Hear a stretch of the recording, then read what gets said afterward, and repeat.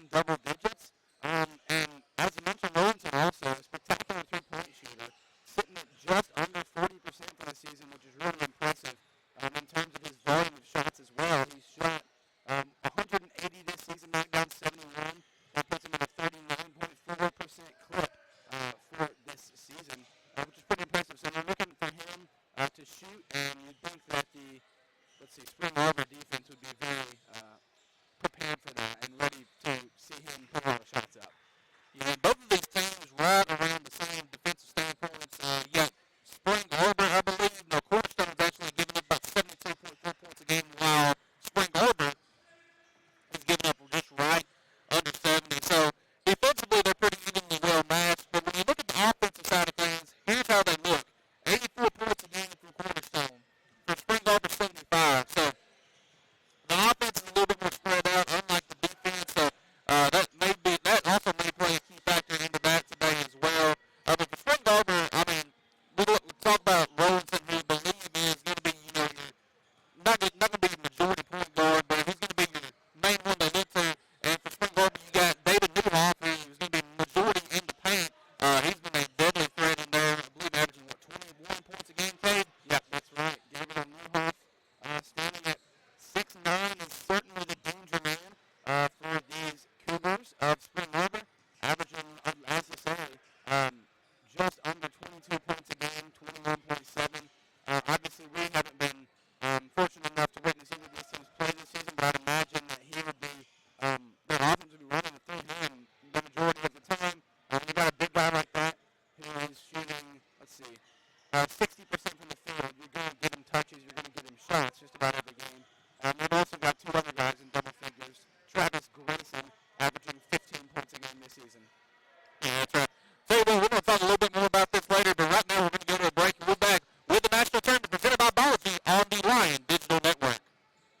Community Bank is proud to be the presenting sponsor of the Lion Digital Network at Freed-Hardeman University. Community Bank is a local, customer-focused bank where our communities come first.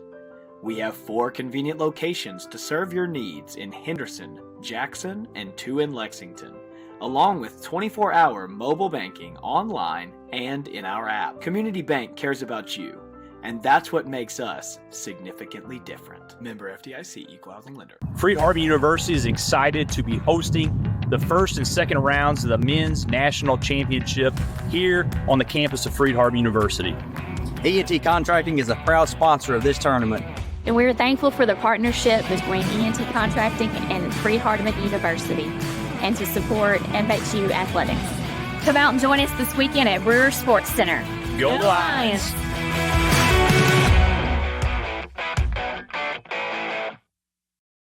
We want to welcome everyone to Henderson, Tennessee and the campus of Freed-Hardeman University for the opening rounds 1 and 2 of the NAIA National Basketball Championship.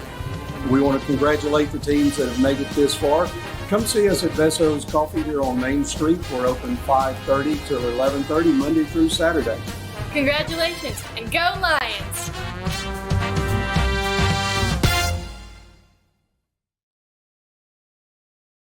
I'm Todd Gamble, owner of Southern Source Industrial Services in Greenfield, Tennessee. In 2018, we had some roof repairs that needed to be done. Called several guys that were local to our area, but no response. Contacted Elite, and within a day, Elite Contractors were here. Repairs will begin shortly thereafter. Elite Contractors was able to also help us with installation and repair of a new office and a break room that we previously did not even have. I definitely recommend Elite Contractors. And welcome back here to the Lion Digital Network presented by Community Bank as we present to you the first and second rounds of the Men's Basketball National Tournament. And for Cornerstone, let's pull up the tail and tape here as our director, Lily Davidson, is doing right now.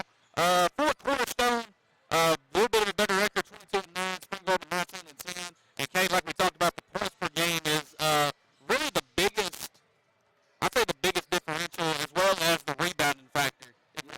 So, for those of you who are just now looking at this, 84.1 points a game and 40.6 rebounds a game for Cornerstone. For Spring Arbor, 75.4 and 34.8 respectively, points and rebounds. So, that's going to be one thing Spring Arbor's got to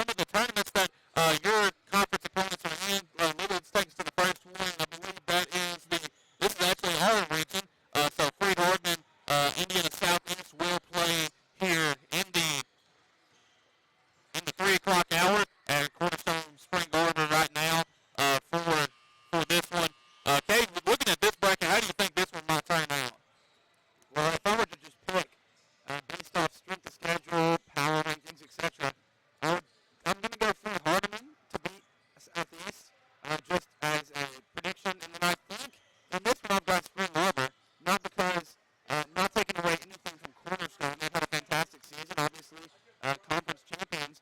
But Spring Arbor, their strength of schedule is a bit tougher in the Crossroads League, isn't it? It definitely is, yes. And so I think that speaks a lot. When you've got an 8-9 matchup, realistically, it can go either way a lot of the time. And so, in my opinion, a team that has experience playing against tournament teams all season might just have an edge in the first round of the tournament to go to the second round. Yeah, that's right. Lily, let's take us to the next one here. What's the next bracket we've got? And you'll have to look over there. I can't see the card. All right, so the next region that we're looking at is Arizona Christian as the 1, Westcliff as the 16, and then the 8-9 matchup over there is Indiana Tech and Oregon Tech. Yeah, so we're going over to great state of Arizona. So Arizona Christian is actually a team that we have seen from Freed Hardeman people. Arizona Christian was a team that got knocked off by Freed Hardeman earlier in the year.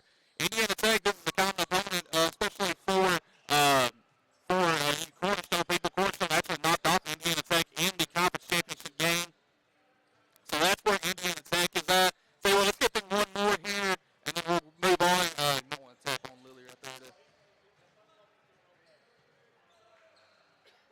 And so this next one, Kane, what we got? Georgetown is the 1 in that region. So Georgetown, I mean, so for Freed Hardeman, we know Georgetown very well, but St. Francis, Indiana, out of the Crossroads League, it's going to be one team that Spring Arbor knows very, very well. St. Francis, they play today at 7 o'clock Central Standard Time on the Georgetown Sports Network. Real quick, let's take a time out. We'll be back here with more on the Lion Digital Network, presented by Community Bank. At First Bank, we tell our customers to bank local and get more. But everyone's more is different. Is yours more adventure? More space? More education? Or work that's more you? We always say bank local, get more. More product range, more accessible bankers, and a whole lot less standing in your way. Whatever your more, you can now get more excited because we got this. Hey Lion fans, looking for a place to fill your prescription needs? Then you need to visit D's Discount Drugs, located at 689 Kimberly Drive in Henderson. D's carries a wide range of vitamins, minerals, and other over-the-counter medications that you may need. Come by and visit with their friendly staff. Again, that's D's Pharmacy, located at 689 Kimberly Drive in Henderson, Tennessee. Hey Lion fans, stop by Odin's Marathon at 375 North Church Avenue here in Henderson. We encourage you to shop local as they have all of your convenience store needs. Each day, Monday through Saturday, a hot breakfast is served. They also proudly serve Hunt Brothers Pizza. Next door to Odin's, you will find an ice house and, of course, quality Marathon petroleum products. That's Odin's Marathon in Henderson. My name is Nathaniel Sparks with Sparks Custom Fabrication. Back in October of last year, there was a huge storm that hit the city of Adamsville. We had a lot of damage to our roof and water damage. We called Golden Circle Restoration. They started tarping off and doing things that I didn't even know that needed to be done because we were in such a panic, basically, of not knowing, all the areas that we had lost. I'm so glad that I called Golden Circle Restoration, and I'd recommend them to anyone. And welcome back in, and we've been looking at some of the brackets of some of the conference opponents for Cornerstone and Spring Arbor. What we got next? I believe it's Rife and Johnson, Indiana Westland, Madonna, Indiana Westland. One of the teams out of the whole NAIA that is hosting both the men's and women's opening rounds. I believe only 4 schools are doing that. That included the one here in Henderson, Marion, Indiana, over in Indiana Westland.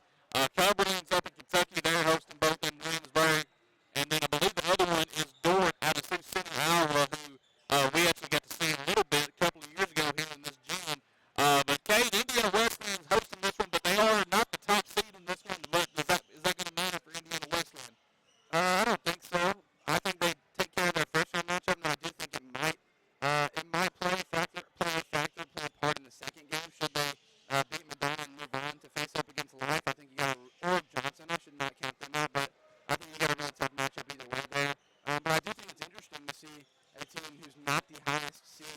in their first, second round bracket host. I think that's kind of interesting. And I think we'll see a couple of those within the men's and women's opening round. I believe the sixth seed is even hosting the opening round. I cannot remember exactly which one. But Little, let's move on to the next one here. And I believe this one came right. No, I think what they used to be. I'm older now. So, this is Bethel. So Bethel is another thing that we actually got to see in this gym a couple of years ago. Was a 13th seed. Had a guy, I cannot remember his name for the life of me, but averaging close to 28 points a game. But they're hosting this one up in Mishawaka, Indiana, and this one home to Morningside, a team that was an Elite 8 competitor last year. But Morningside, a little bit of a better record than the rest of them, but I mean Bethel is also one of those teams that they can compete as well, Cade. Yeah, that's exactly right. And I think home court advantage is going to help them out a lot. But I do like to see Morningside back in the tournament. I think they can make some noise once again. Looking for a good 4-5 matchup should the higher seeds win over there in Indiana. That's right. Little was that all the rest of our. We got one more bracket, and that I believe we're going to Winona Lake and Cade. We got to see both of these, actually Grace and Freed Hardman match up the last 2 years. Should they match up again, I think it would be a championship matchup as Freed Harbor faithful cheers on their team. We'll get to that here in just a little bit. But Grace, Carolina, Pikeville, St. Francis, we've seen a little bit of Pikeville as well. Who comes out of this one, Cade, or is it even a question? Well, I think it's got to be Grace. Off the cuff, you're going to be looking at Grace. And obviously, was it the Final Four that the Freed Hardman beat them last year? Freed Hardman beat them in the Final Four, and then Grace beat them the year previous in the Sweet 16. But without Elijah Malone this year, he was one of the nation's leading scorers. It's a different Grace team, but it's still an efficient Grace team. They're very, very good. I got to watch some film on them the other day, just going through some of the games. But yeah, this team is still very, very good, very, very talented. And I think they could be one to possibly pull it off here in the NAIA tournament. We got 30 seconds left, but up next, after the next commercial break, Cornerstone and Spring Arbor. Cade, what are we thinking? Final thoughts, maybe last-minute prediction? I mean, I've already given my quote-unquote official prediction. I'm going to go with Spring Arbor just on paper, but obviously I haven't been able to see any of these teams play this season, and I think on paper they are really closely contested. Obviously Cornerstone, conference champions, they've got that winner DNA there, and then Spring Arbor is in a tough conference, and they've had tough opponents. I don't really have anything to say specifically. It's got to be this way, it's got to be the other way. But I think both sets of fans have traveled pretty well, considering how far away they are from Henderson, Tennessee, and I think they've got a good one in store. Yeah, that's right. Here's the Battle of the Wolverine State inside of the Volunteer State coming up next, live on the Lion Digital Network. For over 100 years, the Centennial Bank family has been there when you needed them. Whether starting a new business, buying a new home, or opening a new checking or savings account, your friends at Centennial Bank are there to provide you the best banking experience for you. Stop by your local branch or visit their website at mycentennial.bank. That's Centennial Bank, member FDIC, equal housing lender.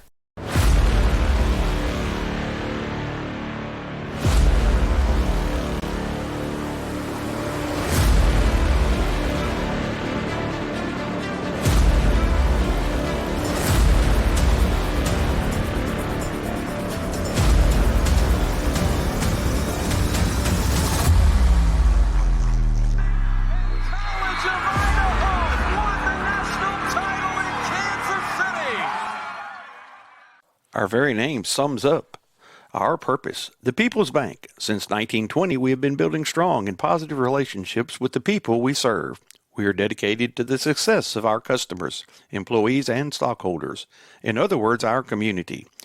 Our commitment is to provide you with fair, personal, and friendly service that goes above and beyond what you would expect from a financial provider. The People's Bank. Member FDIC. Equal housing lender. Barkley Farm Bed and Breakfast, located on Clarence Barham Road in Bethel Springs, Tennessee, is a proud supporter of Freed Hardman University athletics. Barkley Farm became a reality in 2022, fulfilling a dream that Christina had of running a bed and breakfast. Barkley Farms offers many choices of rooming options, They also have a complimentary breakfast with your stay. You can visit barkleyfarms.com for more. And welcome back here to the Lion Digital Network presented by Community Bank as we present to you the 2025 men's basketball first and second rounds presented by Biology. Kate just learned and learned whatever we like to call it a minute ago that these two teams actually played each other very first game of the year where it was a win for the Cougars of Spring Arbor. So what we got on that one, Kate? Yeah, that's right. We were kind of like, wait a minute, both these teams from Michigan. Let's see if they play each other, and they did. First game of the season, as you said. Spring Arbor actually won that one by 10 points. So I feel better about my prediction now. Yeah, I've learned that. But Spring Arbor had a score of 74 to 64, holding Cornerstone only 64 points. Gabe Newhoff, as we've mentioned, put 23 points up in that game. And then Travis Grayson was close behind him with 21. Travis Grayson, I believe, is averaging, what was the numbers on that? He's averaging 15, I think. Yeah, 15 points for Travis Grayson. That game he had 21. On the Cornerstone side of things, Eli Steffen led the way at 19, and Rollinson had 11 on a bit of an off-night shooting, which could be a key piece as to why Spring Arbor was able to pull that one off, because Rollinson wasn't hot, as we've currently mentioned. He is the shooter for that team, so they'll look to him, and hope to see another good one, just like we saw in October from these two. That's right. We're about to go down to the floor to our PA announcer, Matt Bucker, for a national anthem, and starting on up, live on the Lion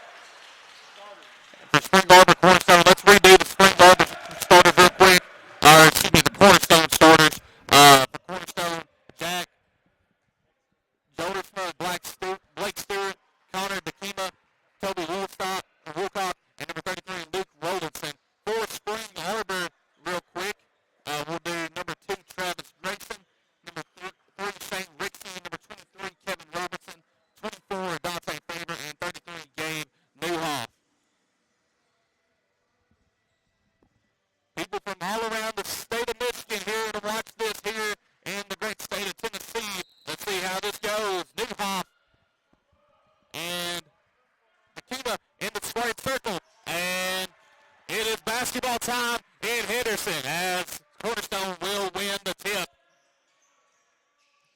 Cornerstone goes inside now. Little motion off defense. No back cut there, and they finally get it out to the outside to the Kima. Now over to number 12, Stewart. Now 33, Rollinson, the lead scorer, can't find it down low. 8 on the shot clock, three-point shot incoming. No good, rebounded by Dante Faber. I expect to see a lot of that tonight. As mentioned already, Rollinson, a knockdown shooter. Couldn't connect there, though. So let's see what happens here now. Now over to the side, number 23. That is Trey Sidale. Inside of Newhoff. Newhoff now backs down. Now Faber off the shot. No good. Put back is up and good. 2-0. Spring Arbor. Yeah, and for Cornerstone to compete in this game, they're going to have to compete. Going to have to box out there. They just let a 6'8" guy get a free putback layup. Can't have that happening. And so we'll see what happens here as now Bikini inside to number 12, Stewart. Stewart shot up and no good. Rebounded by Newhoff. Now over to number 2. That is. Apologize for the confusion here. Number 22, Grayson. And stolen away by Cornerstone. And on the ground, jump ball in favor of Spring Arbor.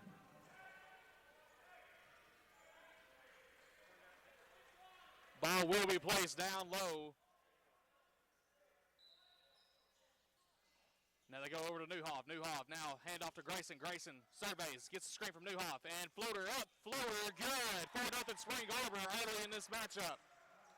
Yeah, great take there. Travis Grayson getting himself on the board. Their second leading scorer.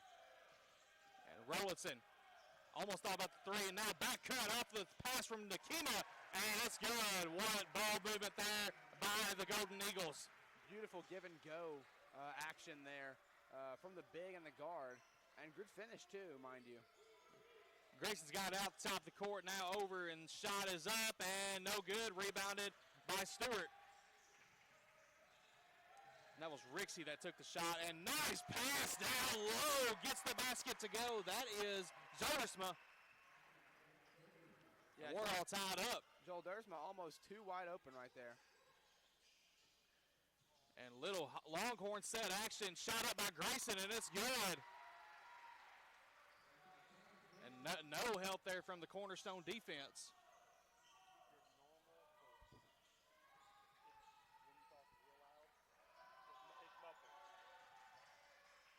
Now over to Rollinson. Rollinson now inside. Shot is up. Nice reverse layup by number 12, Stewart.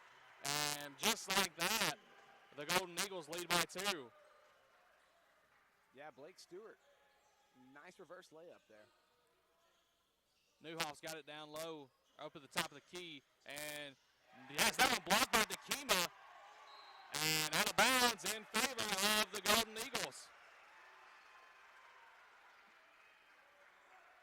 And a block shot on the leading scorer. Is that a sign of things to come, Kay Thompson? I don't know. We'll have to keep watching and find out. Dykema there, 6'8" senior, with a really nice block inside. And now over to the side, number 22. And Rollinson's shot is up. Bang! It's good. Top of the key, money ball three. Nothing but the bottom for Luke Rollinson. Bench loved that one too. Oh, yeah. And Grace is going to try one of his own, and it's good. Let's go back and forth. Why not?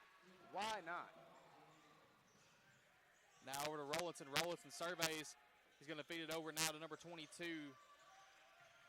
That is Woolcock. Woolcock now over to Rollinson. Rollinson surveys, shimmies. Shot is up, and no good. Rebounded by number 3, Rixey. Grace is going to get it up at the top. Get the screen from Newhoff. Now over to Favor. Favor now back to Grayson. Mismatch in the post. There it is. Found it. And nice look there as Newhoff gets on the board first time of the night. Yeah, that one's just too easy. Put his button right into him. Showed his hands for the ball. Good pass inside for the entry pass and then right into his body. Jodersma now hand off to Stewart. Stewart goes down low to number 22. Now over to Dakima. Dakima hand off to Rollinson. Rollinson steps off. And nice pass to Stewart. Stewart almost had that one blocked, but it's going to be able to roll in for two. And we're all tied up yet again. And Kate, we had a feeling this might happen, going back and forth, and that's been nothing but that. And so let's see what happens here with Grayson. Grayson, nice feed inside to Newhoff. Newhoff inside for two, and it's good. 13-11 Spring Arbor. And in the NAIA, we've seen it so many times. You mentioned earlier the kid from Grace last season, the big guy. Elijah Malone. Elijah Malone. Like when you have size and the ability to control your body, it's almost unstoppable, especially when you have a mismatch in the paint. As number 12, that Blake Stewart, I don't know what's going on with that. Great finish. We didn't expect Stewart to be a big key factor in this matchup, but I mean, he's averaging 13 and a half on the season, so kind of the silent killer there. And great Grayson, what a take! He got it in for two. 15-13, Spring Arbor. And Blake Stewart couldn't get that one to fall. Now over to Travis Grayson. Grayson's going to take this one. Going to try to extend the lead. Largest lead of the night is 4. And he missed the layup. Now rebounded by Jodersma. And he's going to take it down. Shot is up. No good. Rebounded by number 23. That's a sub that checked in. Seidel. And now over to number 23. And Newhoff almost has that one stolen away, but foul will be on Dakima. First of the matchup, first of the day. And that's going to extend to the media timeout. I'll tell you what, let's take it with them. You're watching the 2025 NAIA Men's Basketball National Tournament presented by Biology. Community Bank is proud to be the presenting sponsor of the Lion Digital Network at Freed-Hardeman University. Community Bank is a local, customer-focused bank where our communities come first. We have 4 convenient locations to serve your needs in Henderson, Jackson, and 2 in Lexington, along with 24-hour mobile banking online and in our app. Community Bank cares about you, and that's what makes us significantly different. Member FDIC, Equal Housing Lender. Freed-Hardeman University is excited to be hosting the first and second rounds of the Men's National Championship here on the campus of Freed-Hardeman University. E&T Contracting is a proud sponsor of this tournament. And we're thankful for the partnership between E&T Contracting and Freed-Hardeman University, and to support MBHU athletics. Come out and join us this weekend at Brewer Sports Center. Go Lions!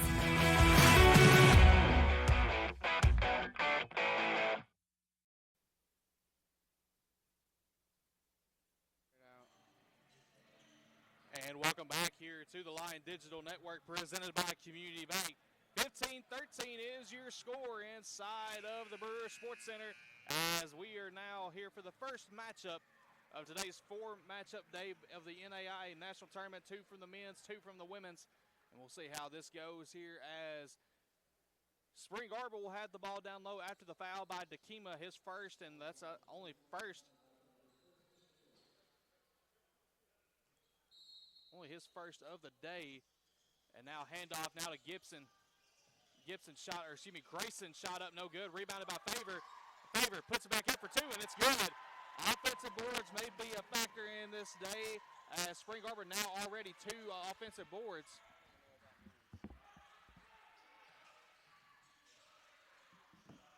And Dakima shot is up, no good. Rebounded by Spring Arbor. Now Grayson, handoff, shot is up, shot is good. And that was number 1, David Cundiff. New player into the matchup as now the lead is up to 7, 20-13. And now over to number 12, Stewart. Stewart going to take it in now over to number 22. And now down to 34. And apologize, do not have the numbers yet. And shot is up. No good. Rebounded. Put back up by number 34. That is Mason Brooks for 2, and he's got it. 20-15 is your score, and they'll run the double high-low set off the Longhorn. And now over to number 23. That is Seidel, and he'll get the screen, that being Steffen. Steffen now over to number 15. Coutier, and now Favor. Nice reverse layup down low, 22-15. Points in the paint might be a factor today in what decides the outcome, as Spring Arbor already destroying Cornerstone inside the paint. And trying to find some motion here, and they go inside. Nice, and Dakima puts it up for two, and it's good. Dakima brings the Golden Eagles back within 5.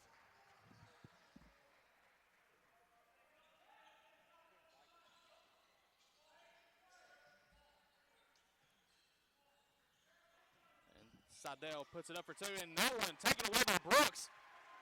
And now feed ahead to Stewart. Stewart's shot is up, and count the basket, and one.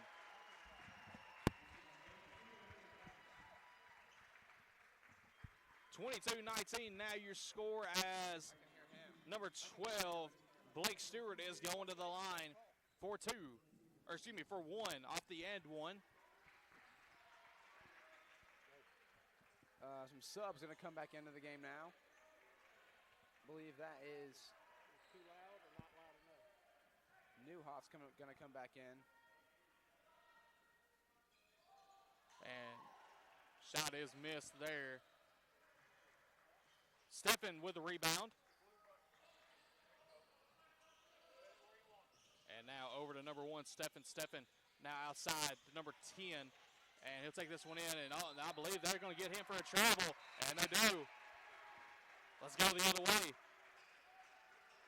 Yep, a flurry of back and forth right now for both teams. 22-19 with 11:18 left in this game.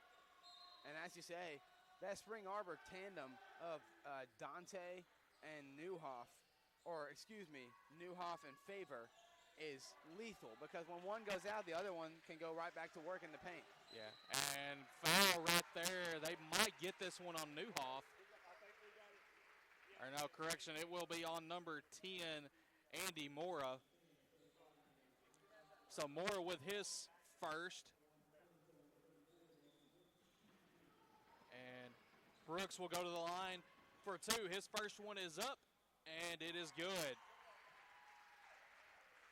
Mason Brooks on the year, shooting right at around 71% from the charity stripe. And he's going to start out 100 today. 1 point lead now, and it's, again, back and forth matchup.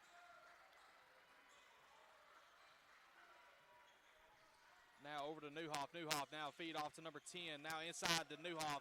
Newhoff backs down the defender. Shot is up. Shot is good.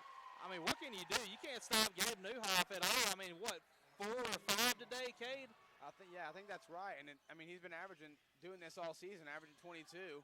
What do you do to stop him if you don't have a 6'9" guy in there too? As that is good. And that's number 5, Eli Steffen, trying to keep him in it with a nice 2-point jumper of his own. Steffen's other brother, Miles, also plays on the team. He's gotten some minutes today. And now there he is right there, Miles Steffen. Back over to number 10, Coutier. That shot is up and no good. And correction, I had that was David Cundiff that had the ball. And inside, nice pass to number 10, Cunningham, for 2. And Cornerstone has the lead. Yeah, that's beautiful motion, and they've been doing it all day. They cut really well, and they find cutters really well with their passing. And you're right, it's earned them a lead, up 1 with 10 minutes to go here in this first half. See what Newhoff does now inside to number 23, Seidel. And that shot is up no good, and he might have got a little bit of his arm there, but before the pass, a blocking foul against number 34, Brooks.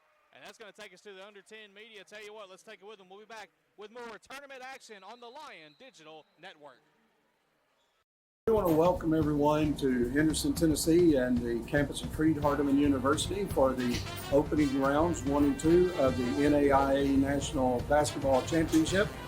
We want to congratulate the teams that have made it this far. Come see us at Besso's Coffee here on Main Street. We're open 5:30 till 11:30 Monday through Saturday. Congratulations, and go Lions!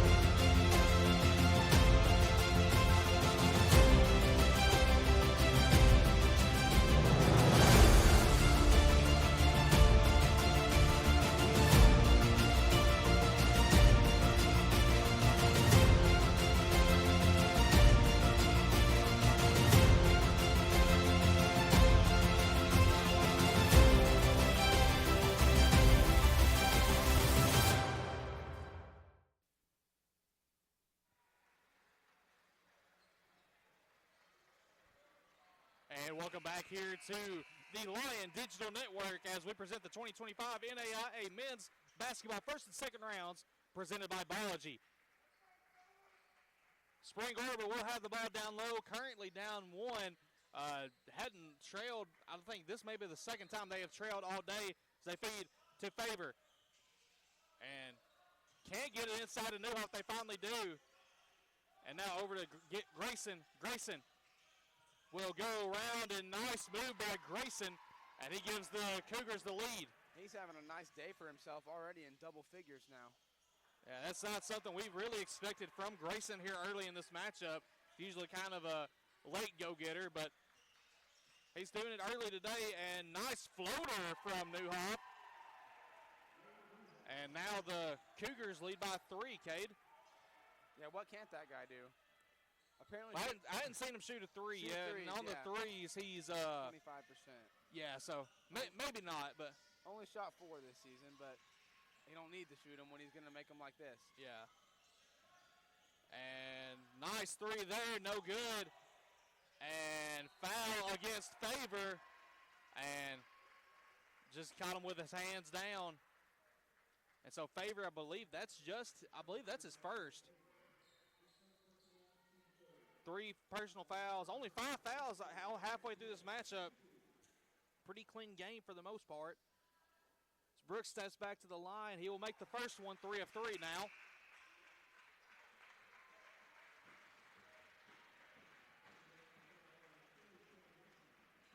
And checking into the game, I think Caden Bird checked into the matchup. Brooks' second shot is good. 1-point lead as Grayson will bring this one down the floor. Cornerstone still looks like a man-to-man set, kind of like a gap man. And Grayson goes in, and what an acrobatic move. He gets the basket to foul, 30-27.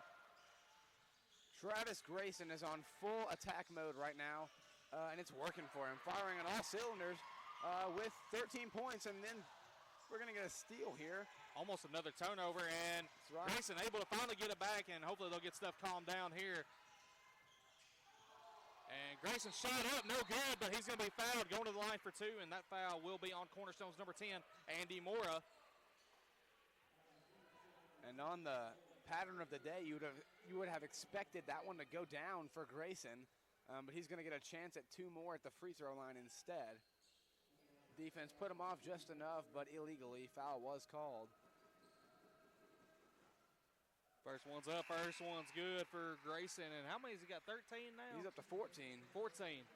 6 for 8 from the field in his 10 minutes. So an explosive first 12 minutes here for Travis Grayson. We expected it out of Newhoff. New Grayson averages 15. He's almost at that mark here in the first 12 minutes of this contest. And Mora gets by the defender, and now over to number 20, Bird. Now 33, Rollinson. He's been quiet today, Cade. Maybe he can pick it up here in the late moments. Shot no good. Gotta have that one. Gotta have that one. Grayson, who's been deadly, and now him and Newhoff on the same side. This could be even deadlier. But it will be for them as Cornerstone will pick up possession here off of the very, very unique turnover of Spring Arbor. So Newhoff will check out, though. And so will Mason Brooks of Cornerstone. Still Dante Favor in the matchup for Spring Arbor. And nice cut down low. Shot is up, and it's good off the reverse layup by Caden Bird. Give him 2. There it is again. Really nice back cut. Really good pass into Bird's path. He was able to corral it and get the reverse layup to go off glass for 2. And Grayson gets the screen, and nice floater down low. Almost not expecting it, but it's going to be fouled. Or no, correction, travel. That was a really turnover. That was a really good set there for Spring Arbor. I wish Grayson would have passed it a second earlier.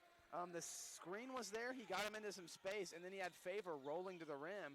He thought about the floater, passed out of the shot, and by that point it was kind of out of position. It wasn't there anymore. If he had hit a little bounce pass right after the screen, it would have been butter. Mora shot up, no good. And now outside, Mora is going to have to do something with it here. Inside. Shot is up, and no good. Rebounded by Seidel. And not a lot of three-pointers been falling for either team. I guess not, Cade. Yeah, neither team has shot a lot either, though. Spring Arbor only shot 3. Cornerstone shot 5 to this point, but both teams finishing well around the rim. It looked like Faber got banged up a little bit there. May have took a shot to the face. Spring Arbor fans wanted to travel on Mora there, and I don't blame them. May got away with one there, and that shot is up, and that shot is no good. Luckily, nothing hurt. And now, number 23, Seidel, goes into Mora, and that's going to be a blocking foul against Mora. And not quite at the media yet. Here within a minute, we will be. Mora checks out. Bird checks out. Brooks and number 22, Wilcock check back in. Yeah, and Cornerstone only down 2 at this point right now, but they have actually missed 6 of their last 7 field goals, only hit 1 of the last 7 shots they've put up. So in a bit of a slump here. They've missed some good looks. Their offense gets them into some good looks, but they just haven't been able to put them in. Yeah. Now over to number 23, Seidel. Now over to Grayson. Grayson, Seidel, wide open for 3. No good. Rebounded by number 12, Stewart. And Stewart will try to set something up here. Now over to Rowlandson. Rowlandson. Now also number 22, Wilcock. Wilcock trying to find something, and nice speed inside, and somehow that got through to Brooks. And Brooks, nice speed to Dakima, and that's a goaltend, isn't it? That could have possibly been goaltending, not sure. Grayson now with it, now over to number 15. That is Zank. Zank. And Zank, I think this is his first minutes of the game. Deep 3, no good, and rebounded by Zank. Now over to Grayson. Grayson's going to look. And floater just rims over the rim, and no good. Now over to number 22, Wilcock. Wilcock now surveys, gets the screen from Dykema. And Dykema. Shot is up. It's good. Nice, tough finish over Newhoff. Yeah, really good battling in the paint. Didn't get the look on first glance. Made himself some space with the elbows. Didn't foul. And then went up straight over the defender. So we're all tied at 31 now as Seidel has got it. Grayson now over to Seidel. Seidel, nice finish there from the left-handed side. Spring Arbor up 2. 4:20 left to go in this first half of play. Kevin Robertson actually with that bucket there. Or excuse me, Kevin Robertson. I think I've been saying the wrong name. Yeah, Seidel's for Cornerstone. Yeah, sorry, I apologize about that. Good. And that shot is up, and that shot no good. Rebounded by Newhoff. Couple of contested 2-point jumpers there for the Golden Eagles of Cornerstone. Yeah. Now Grayson, nice step back. He thought about it. And now over to Newhoff. Newhoff's shot is up, no good, and I believe they're going to get Dykema on that foul. Or no, it's going to be on Rowlandson. And I think that's correct because Dykema had his hands straight up. I think Rowlandson got him on the waist, got him on the chest a little bit, put the shot off. So That's good right. call.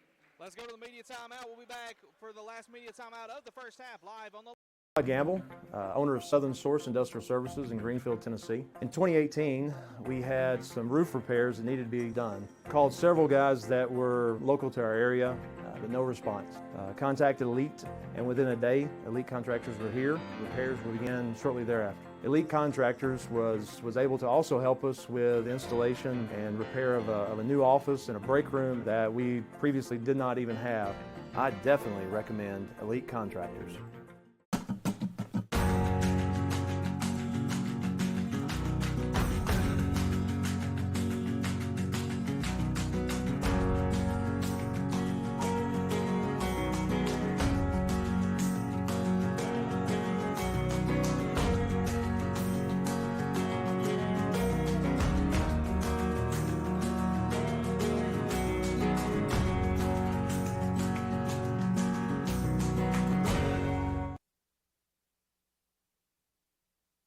Digital Network presented by Community Bank. Spring Arbor 33, Cornerstone 31 is your score. And Kate, it's been a good matchup so far, back and forth. Spring Arbor has kind of controlled the paint, while Cornerstone has been controlling the more of a lot of everything else, transition points, and just kind of give and goes, a lot of that stuff.